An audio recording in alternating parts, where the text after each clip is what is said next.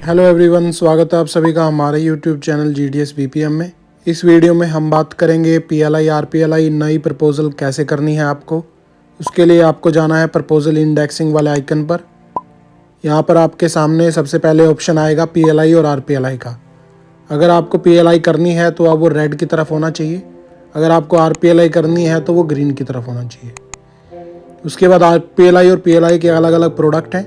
सबसे ज़्यादा फेमस जो EA पॉलिसी होती है, एंडोमेंट पॉलिसी, संतोष पॉलिसी, और इसी तरह RPLI में बात करें तो ग्राम संतोष जो रूरल EA पॉलिसी होती है। तो ये सबसे फेमस है, सबसे ज़्यादा पॉलिसी इसी चीज़ की होती है। तो हम इसी को ही आपको दिखाएंगे कि कैसे आप EA पॉलिसी कस्टमर की कर सकते हो, जिसके लिए संतोष आपको सिलेक्ट करना है। प्रपोजल डेट, डिक्लेरेशन डेट, ये सारी डेट्स उसके अंदर मेंशन होंगी। BO का नाम आपका मेंशन होगा, साथ ही साथ उसमें मेंशन होगा आपका हेड ऑफिस जो कि CPC है, आपका सर्कल जिस सर्कल से आप बिलोंग करते हो, और जिस सब ऑफिस के आप अंदर आते हो वो सब ऑफिस का नाम भी वहाँ पर मेंशन होगा। अपॉर्चुनिटी ID जो होती है वो आपकी एजेंट ID होती है, आप डालना चाहो तो डाल सकते हो, नहीं तो जब CPC में फीडिंग होती है वहाँ पर आपकी ये अपॉर्चुनिटी ID डाल दी जाती है, जिसको आप एजेंट ID भी कहते हो।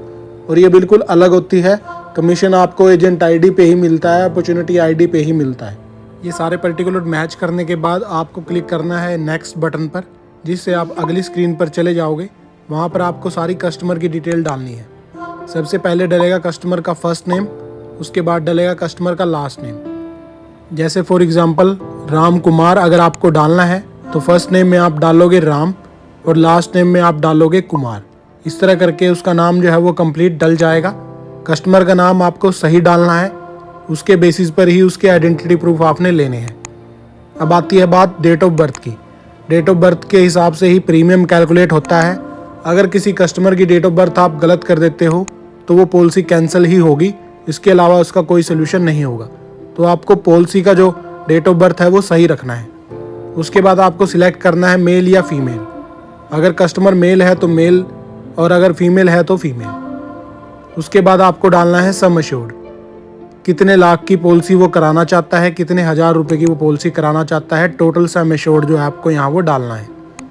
इसके बाद आपको सिलेक्ट करनी है उसकी फ्रीक्वेंसी की, कस्टमर कितने दिन में PLI जमा कराना चाहता है, जो कि मंथली हो सकता है, ये एक क्वार्टर में 3 मंथ के अंदर हो सकता है, हाफ ईयरली 6 मंथ का हो सकता है, या एनुअली 12 महीने में एक बार हो सकता है। तो आपको यहाँ पर उसकी फ्रीक्वेंसी सिलेक्ट करनी है। उसके बाद आपको सिलेक्ट करनी है उसकी एज, कि कितनी एज पर वो उसकी मैच्योरिटी जो है वो चाहता है। तो यहाँ पर ऑप्शन जो आपको मिल रहे हैं सामने वो 40 साल, 45 साल, 50 साल, 55 साल, 58 साल और 60 साल की एज के हिसाब से मिल रहे हैं। तो जैसे कस्टमर चाहता है आप उसी हिसाब से सिलेक्ट कर सकते हो। जितनी एज की आप पॉलिसी यहाँ पर करोगे उसके हिसाब से आपकी कमीशन डिसाइड होती है। उसके लिए हमने स्पेशल एक वीडियो भी डाली हुई है, जिसका लिंक ऊपर दिया गया है और डिस्क्रिप्शन में भी है, जो आप चेक कर सकते हो। तो हमने इस कस्टमर की जो पॉलिसी करी है वो 50 साल के हिसाब से करी है, कि जब कस्टमर की एज 50 साल हो जाएगी तब उसको मैच्योरिटी मिलेगी। उसके बाद आपने कैलकुलेट पर क्लिक करना है। तो जैसे ही आप कैलकुलेट पर क्लिक करते हो आपको यहाँ पर उसका जो प्रीमियम है वो शो हो जाएगा। जो ऊपर दिया गया है 950 रुपये, वो विदाउट टैक्स है जो उसका इनिशियल प्रीमियम होगा, और विद टैक्स जो है वो 992 रुपये जो है वो टोटल उसका प्रीमियम होगा। जो ये टैक्स वाली चीज़ है ये सेकेंड ईयर में कम हो जाता है, इसके हिसाब से ही उसका प्रीमियम सेकेंड ईयर में कम बनता है। तो जैसे ही आप सबमिट बटन पर क्लिक करते हो तो आपके पास एक प्रपोजल नंबर आ जाता है। इस तरह करके आपने जो प्रपोजल है वो इसका कंप्लीट कर लिया है। अभी आपने इसकी पेमेंट नहीं करी है, आपने सिर्फ अभी तक इसका प्रपोजल ही किया है। आपके पास प्रपोजल इंडेक्सिंग नंबर आ गया है, जो आपने फॉर्म के ऊपर लिख देना है। इसके बाद हम करेंगे पे प्रीमियम पर क्लिक, ताकि हम इसकी जो पेमेंट है, फर्स्ट इनिशियल प्रीमियम है जो है वो भर सके। आप अगर इनिशियल प्रीमियम नहीं भरते हो तो पॉलिसी को कोई वैलिडेशन नहीं है, तो पॉलिसी की आपने नहीं की उसका कोई वैलिडेशन नहीं है। तो इस स्क्रीन पर आप देख सकते हो सबसे ऊपर जो लिखा हुआ है वो प्रपोजल इंडेक्सिंग नंबर है। N-EAP से ये स्टार्ट होता है, ये प्रपोजल इंडेक्सिंग नंबर है। ये आपको फॉर्म के ऊपर भी लिखना होता है। उसके नीचे जो दिया गया है वो कस्टमर का नाम है, इंश्योरर का नाम है। उसके नीचे जो है वो चेक इन डेट लिखी हुई है, आपको इसमें कुछ भी एडिट नहीं करना। उसके नीचे जो लिखा हुआ है वो अमाउंट है, कितना आपने अमाउंट जो है कस्टमर से कलेक्ट करना है। तो कम से कम आपको 992 रुपये ज़रूर कलेक्ट करने हैं। इस स्क्रीन पर आप देख सकते हो यहाँ पर अमाउंट पेएबल लिखा हुआ है। आपको कैश मोड ही सिलेक्ट करना है। जो चेक या डिमांड ड्राफ्ट वाला ऑप्शन दिया हुआ है वो आपको सिलेक्ट नहीं करना। इसके बाद आपसे कंफर्मेशन ली जाएगी जिसमें आपको येस पर क्लिक करना है। जैसे ही आप येस पर क्लिक करते हो आपके पास एक रिसिप्ट का नंबर आ जाएगा। जो रिसिप्ट का नंबर आपको नोट करना है प्रपोजल फॉर्म के ऊपर। इस तरह करके आपने प्रपोजल इंडेक्सिंग कंप्लीट कर ली और उसका प्रीमियम भी पे कर दिया। रिसिप्ट नंबर आने के बाद आपको कंटिन्यू पर क्लिक करके इस स्क्रीन से बाहर आ सकते हो।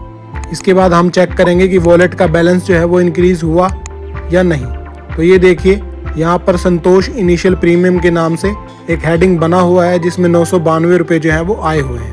तो इस तरह से आपने सीखा कि आप किसी भी कस्टमर की PLI या RPLI जब नई पॉलिसी करनी होती है तो उसका प्रपोजल इंडेक्स कर सकते हो, उसमें आपको कोई भी दिक्कत नहीं आएगी। अब देख लेते हैं, अगर आपने पे प्रीमियम पर क्लिक नहीं किया और वहीं से आप सोच रहे हो कि प्रपोजल हो गया है तो आपको उसके लिए दिक्कत आएगी। तो उसके बाद आपको प्रीमियम कलेक्शन में जाके दोबारा वहाँ पर आपको सिलेक्ट करना है इनिशियल प्रीमियम, क्योंकि वो बाय डिफ़ॉल्ट रिन्यूअल प्रीमियम पर क्लिक रहता है। तो आपको वहाँ पर इनिशियल प्रीमियम करके उसकी रिसिप्ट जो है वो जनरेट कर लेनी है, तभी वो पॉलिसी वैलिडेट हो सकेगी। अब एक इम्पोर्टेंट बात मैं आपको और बताना चाहूँगा, वो ये है कि अगर कोई कस्टमर ये पॉलिसी कैंसिल कराना चाहता है तो उसका एक फ्री लुकअप पीरियड होता है जो कि पॉलिसी बॉन्ड के बैक साइड पे लिखा भी होता है, वो कि 15 दिन तक वो कैंसिल हो सकती है। अगर कोई कस्टमर पॉलिसी कैंसिल कराना चाहता है तो वो पॉलिसी रिसिप्ट के 15 दिनों तक कैंसिल हो सकती है। तो अगर कोई कस्टमर आपसे झगड़ा कर रहा है या किसी की पॉलिसी गलत इशू हो गई है तो उसका कैंसिलेशन का तरीका भी होता है। अगर आपको किसी कस्टमर की पॉलिसी इशू करने से पहले ये चेक करना है कि कितना उसका प्रीमियम बनेगा तो उसके लिए आप न्यू बिजनेस क्योट्स वाले ऑप्शन पर जा सकते हैं। इसकी वीडियो हमने स्पेशली ऑलरेडी डाली हुई है अपने चैनल पर, तो आप वो वीडियो इस लिंक के थ्रू भी देख सकते हैं और वो भी आपको डिस्क्रिप्शन बॉक्स में मिलेगी। अगर आप वो प्रपोजल नंबर लिखना भूल जाते हो तो आप रिपोर्ट्स वाले ऑप्शन में जाकर जितनी भी आपने प्रपोजल उस दिन की है डेली रिक्वेस्ट इंडेक्सिंग में जाकर आप वो प्रपोजल नंबर वहाँ से लिख सकते हो। प्रपोजल नंबर बहुत ही ज़रूरी है। जब तक पॉलिसी इशू नहीं होती तब तक प्रपोजल नंबर से ही आप उसका डिस्पोजल देख सकते हो कि प्रपोजल एक्सेप्ट हुई है, पॉलिसी नंबर बन गया है या अभी पेंडेंसी में है। तो ये सब आपको प्रपोजल नंबर से ही पता लगेगा। उम्मीद करते हैं ये वीडियो आपको ज़रूर हेल्प करेगी। अगर वीडियो आपको पसंद आई है तो लाइक और शेयर ज़रूर करें, साथ ही साथ चैनल को सब्सक्राइब करें ताकि दर्पण प्रोजेक्ट की बाकी वीडियोस भी आपको मिलती रहें। Thanks for watching this video. Thank you so much.